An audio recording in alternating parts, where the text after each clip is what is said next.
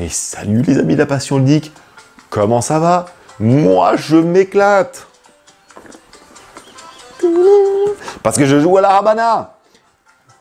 Je sais pas ce que j'ai les amis, moi il y a un thème que j'adore dans les jeux de société ou dans les jeux vidéo, c'est le thème de la Havane, de Cuba, des républiques bananières. Pardon pour les Cubains. Un de mes jeux vidéo préférés de gestion, c'est Tropico. Un de mes jeux de société préférés, c'est Fruitopia. Pourtant, il n'est pas si connu.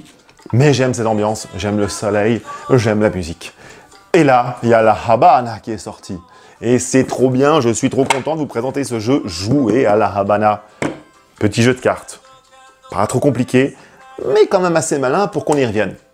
Qu'est-ce qui se passe dans la Habana? Eh bien, on doit construire les bâtiments de la Havane, que vous voyez ici devant, et qui rapportent des points. Selon le nombre de joueurs qu'on est, il faut marquer un certain nombre de points et ça finit la partie immédiatement. Ces bâtiments-là ont un prix. Un prix indiqué là en bas. Les prix, c'est quoi? Eh bien, c'est soit des petits bonhommes, hein, des ouvriers, c'est des pesos, de l'argent, ou c'est des briques. Soit des briques en mauvais état, grises, ou alors des briques de couleur. Et chacun de ces bâtiments a une composition de ces éléments-là. Et donc, on va falloir construire. Comment on fait? Eh bien, on va jouer des cartes. Chacun, on a le même paquet de cartes, numéroté de 0 à 9, et on va en jouer secrètement deux devant nous. Par exemple, celui-là et celui-là. Je joue secrètement et je les retourne. Mais quand je les retourne, les deux numéros qu'ils forment au milieu, là, pour le coup, c'est 23, parce que j'ai joué à la carte 2 et 3, eh bien, ça va être mon numéro de priorité. Et le plus petit des numéros comme ça va jouer en premier. Ensuite, il va réaliser les deux actions de ces deux cartes. Alors, ces actions-là, en général, c'est soit aller ramasser de l'argent sur la carte centrale qui va être alimentée, soit dans la banque, soit aller piquer des petits trucs de couleur, là, les petites tuiles de couleur, soit aller piquer de l'argent chez l'adversaire, soit empêcher, grâce à une carte, que lui puisse nous voler, etc., etc. Il y a des petits effets comme ça, très simples.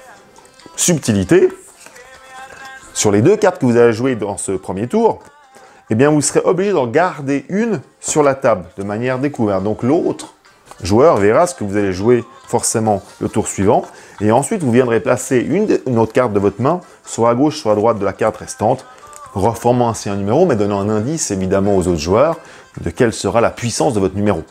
Par exemple, si je mets ma carte à côté, eh bien, mon numéro commencera par 20. Si quelqu'un veut être sûr de me battre, il devra jouer le numéro 2 et le 0 derrière, probablement, soit un 1 et avec un autre numéro derrière. Et c'est comme ça qu'il reprendra la priorité. On choisira les cartes à construire dans une double rivière ici au milieu de la table, et on tirera au sort, après chaque tour, des ressources qui iront sur notre truc central, et puis certaines cartes nous permettront aussi d'aller chercher des ressources. Donc il va falloir un peu réfléchir à nos coups à l'avance, quelles sont les cartes qu'on utilise, qui seront défaussées, quelles sont les cartes qu'on veut absolument garder sur la table, comment on fait pour optimiser les cartes, observer les autres. Certaines cartes nous donnent des avantages quand on est le premier à jouer, donc il faut avoir le plus petit des scores ici. Et comme ça, la partie va se dérouler pendant 35-40 minutes à peu près, jusqu'à ce que quelqu'un ait construit assez de bâtiments pour mettre immédiatement fin à la partie. Et c'est tout. Mais c'est cool! C'est cool, c'est original, ce système de remplacement des cartes là, c'est original, j'avais jamais vu ça. C'est tout simple, les cartes sont magnifiques. Regardez-moi ça. On se croirait à la Havane. La Habana, les amis. J'ai pas d'autre chose à dire que ça. Jouez-y. Jouez-y. Ça se joue de 2 à 4. Ça se joue. Ils mettent dès 14 ans. Bof.